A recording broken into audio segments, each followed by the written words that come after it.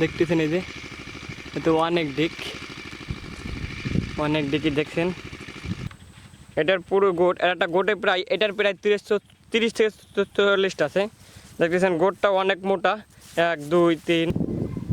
আসসালামু আলাইকুম, দেখতে পাচ্ছেন আমি এখন আসছি মাথার বিলে, মানে বিলে আসছি একটু। ধানের পরিস্থিতি, ধান দেখে হয়তো বা বুঝতে পারতেছেন। এই দেখুন ধান সম্পূর্ণ ধানই সফলে চলে আসছে।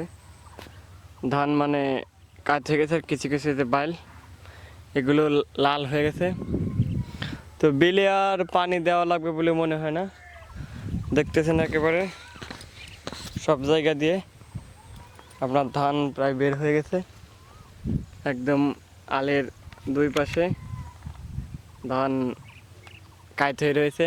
ধান কিছু হলুদ হলুদ হয়ে আসছে, লাল লাল। তো ধানে আর কিছু করার না, ধানের পানিও প্রায় এই 2-3 দিন হয়েছে দেওয়া বন্ধ করে দিয়েছি। 2-1 দিনের ভিতরে ওই যে ওইখান থেকে ওইখানে যে আমাদের মোটরটা, ওটাও হয়তো বা 2-1 দিনের ভিতরে খুলে নিয়ে দেবানি। কারণ বেলে আর পানি দেওয়া লাগবে না, ধান সম্পূর্ণ সব ফুলে চলে আসছে। আমরা ধানে আর কি পানি আপনার এই ধানে সব ফুলে চলে আসার পরে আর পানি দেওয়া লাগে না। ধান এদের সম্পূর্ণ এল আলহামদুলিল্লাহ এবার অনেকটাই এবারও মোটামুটি খারাপ না। ধান যা হয়েছে আল্লাহর রহমতে ফলনটা খুবই ভালো।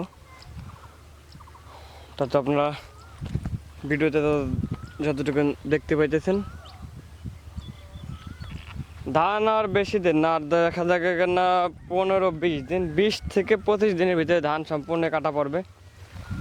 25 দিন যাবে কিনা তার সন্দেহ। 20 দিন ইনশাল্লাহ, 20 দিন পর থেকে ধান কাটা শুরু হয়ে যাবে। কারণ ধান আপনার ওদের রাংটি ছেড়ে দিয়েছে জায়গায় জায়গায়। এই ধানগুলো কেবল এখনও সব ফুলে আসে নাই। এই যে খোলাটা, এই খোলাটা এখনও সব ফুলে আসতে হবে, প্রায় 2-3 দিন লেট হবে। কিন্তু আমাদের যেটা এখন আমাদের না, এটা এখন আমার ফুফু রোপণ করেছে। আর এই পাশে আছে অন্য জমি আর একজনদের। আমাদের শুধু এই যেটুকু আমাদের ধানগুলো প্রায় সম্পূর্ণই সব ফুলে চলে আসছে। তো এখন আছে আমি এই যে মাথার জমিতে, ওই যে এই মাথার জমিতে। তো এখন যাবো চলুন মধ্যবিলে গিয়ে দেখি মধ্যবিলের ধানের কি অবস্থা। এই যে এইখান দিয়ে দেখুন, ওই যে এইখানে কিছুটা অতিরিক্ত, মানে একটু বেশি লাল হয়েছে। কিছু কিছু জমি মনে হচ্ছে যেন যেরকমভাবে লাল হয়েছে এবং শুয়ে হয়েছে, তাদের মনে হচ্ছে কিছু কিছু জমি 15 দিনও কাটা লাগতে পারে। যেরকম আপনাদের এই মধ্যবিলেটা দেখাই, ওই যে ভাঙার কাছে যেখান থেকে মাছ মারি সেইখান থেকে দেখি ওই বরাবর যে বড়পুর বাড়ির কাছে ওইখানে জমিগুলো মানে একটু বেশি লাল মনে হয়। তো সেটা আপনাদের আগে মধ্যবিলের ধানটা দেখায়, তারপর আপনারা ওইখানে ধানটা দেখাবো। কারণ মধ্যবিলের ধানটার বয়স ওই বাড়ির কাছের থেকে 1 মাস কম। মানে মধ্যবিলে ধান রোপণ করেছিলাম, ওই বাড়ির কাছে রোপণ করেছিলাম 1 জানুয়ারিতে, একেবারে মানে 1 জানুয়ারিতে। এবং এই মধ্যবিলে ধান রোপণ করেছি 4-5 ফেব্রুয়ারিতে, মানে পুরো 1 মাস পরে মধ্যবিলে ধান রোপণ করেছিলাম। কিন্তু ধান আবার দেখা যায় যে মধ্যবিলে একটা উপকার, যে সার ওষুধ বেশিটা প্রয়োগ করা লাগে না অটোমেটিক্যালি। কিন্তু মধ্যবিলের মাটিটাও খুবই মানে সারি মাটি, মধ্যবিলের ধানটা খুবই ভালো হয়। যেরকম এই যে এই ধানটা দেখতেছেন, এই ধানটার আমাদের মধ্যবিলের ধানটা বেশ একরকম হয়। তো এটাও রোপণ করেছে আমাদের মধ্যবিলের সাথে, এই যে আমার এই যে এই ধানটা। তো এটা ধান দেখতেছেন, মানে উপর দিয়ে যেরকম ধান হয় তার চাইতে কমসে কম 50%, মানে 50 ভাগ ধান এখানে বেশি ভালো হয়। এই যে এইসব জমি, এই জমিটা ধান রোপণ করেছিল পুরো তলিয়ে এই জমিটা ধান রোপণ করে গেছিলো, সম্পূর্ণ তলিয়ে রোপণ করে গেছিলো। এই জমিটার ধান, মানে আমি এখন প্রায় মধ্যবিল আছি। মানে এই সব জমি আমাদের মধ্যবিলের জমি। এই সমস্ত জমি একসাথে রোপণ করা শুরু হয়। তো আসুন মধ্যবিলে যাই, তারপরে গিয়ে আমাদের জমিগুলো দেখাই। তো ঈদের মধ্যে চলে আসছে যে আমাদের পুকুর, এই যে আমাদের সেই পুকুর, এটার পাশে যে মধ্যবিলের জমি। তো এই জমিটা রোপণ করেছিলাম আর সবচাইতে পরে রোপণ করেছিলাম এই জমিটা। এই জমিটার ধান দেখতেছেন একেবারে সম্পূর্ণ ঘিরে গেছে। এই জমিটার ধান এবার ছোপে একটু কম, মানে গত বছরে একটা ছোপে প্রায় দেখা গেছে 30-40টা হয়েছে। আর এবারে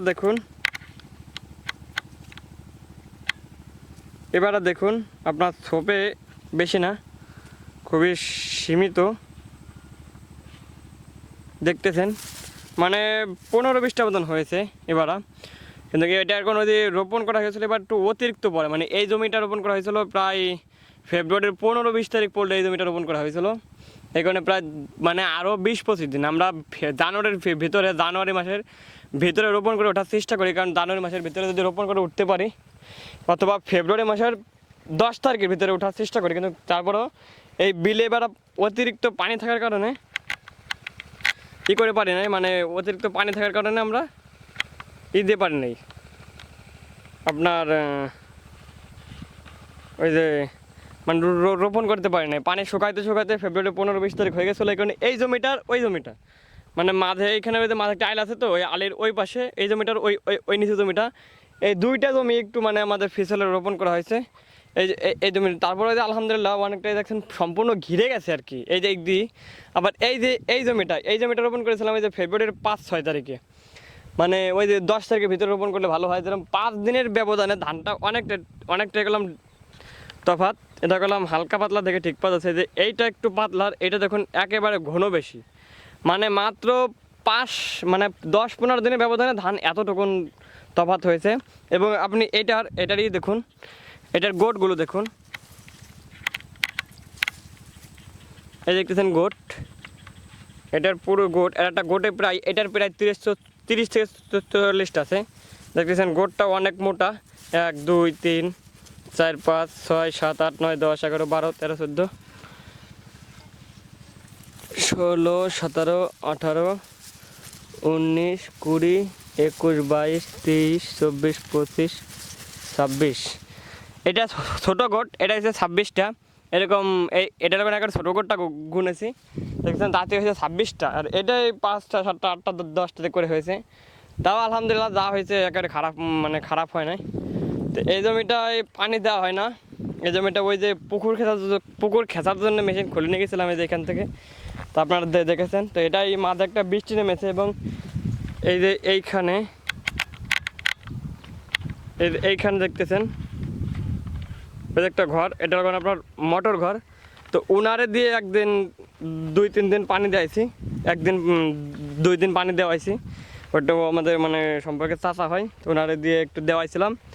এর ভিতরে আবার মাঝে একটা বৃষ্টি নেমেছে, বৃষ্টি নামার কারণে আর পানি সেরকম একটা দেওয়া লাগে নাই। এবং মধ্যবিলের জমিটার ধানগুলাকে মোটামুটি খারাপ না, খুবই ভালোই হয়েছে। তো দেখতেছেন এই যে এইখান থেকে মেশিন সম্পূর্ণ খুলে নিয়ে গেছে। তো এই হলো ধানের অবস্থা। তো আসুন এখন একটু কাজ করব। দেখেন এই যে একটু কাজ করব, সেটা হলো এই যে এই পুকুরটা, এই দেখতেছেন এই যে পুকুরটা, এই পুকুরটার এই যে কান্দা দেখতেছেন, এই কান্দায় যে কোপ দিয়েছি। মানে এখন একা আসতেছি তো ছোটো আসতে পারতেছে না, দেখি ধান কাটার পরে কিষান নিয়ে তারপরে একেবারে সম্পূর্ণ কেটে ফেলবো, মানে বন্ধ করে ফেলবো। এই দেখতেছেন এই যে একা কুপাই। প্রতিদিন আমি আসি, এই যে এখন একটু এটা করবো, প্রতিদিন আমি আসি আর একটু করে কুপাই, এরকম কাজ। তো এই যে এতক্ষণ করে গেছি গতকালকে, এর আগে 2 দিন এসেছিলাম, করেছিলাম এইটুক।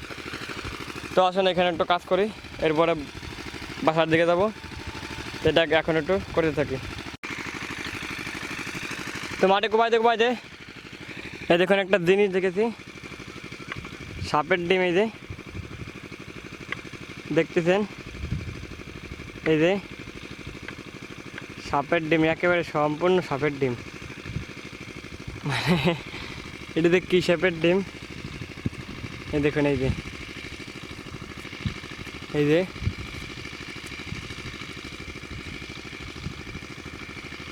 দেখতেছেন এই যে এত অনেক ডিকই দেখছেন, একেবারে সব সাপের ডিম। তো সাপের ডিম বাজাতে আজকে আর কাজ করবো না, এখন বাড়ির দিকে যাব। দেখছেন মানে এটা একটা গানার ভিতরে পেরেছে, এখানে আছে মানে ভিতরে আরও অনেক আছে, এখন আর এটা দেখবো না। তো চলুন সাপের ডিম বাদ গেছে, এখন বাসার দিকে চলে যাবো, কাজ আর করবো না, খরা অস্থিতে গেছে, গরম পড়েছে প্রচুর। তো আজকের ভিডিও এই পর্যন্ত, পরবর্তীতে কোনো ভিডিও নেবার দেখা হচ্ছে। সবাই ভালো থাকবেন, সুস্থ থাকবেন, আল্লাহ হাফেজ।